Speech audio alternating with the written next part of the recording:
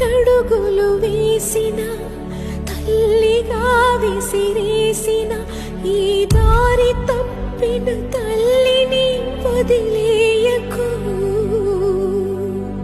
చచ్చి పుడతా నాయన బిడ్డగా నీ కడుపున.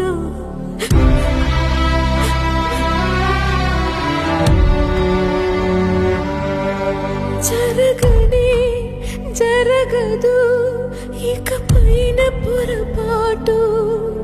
నమ్మరా అమ్మని నీ మీద నా ఒట్టు.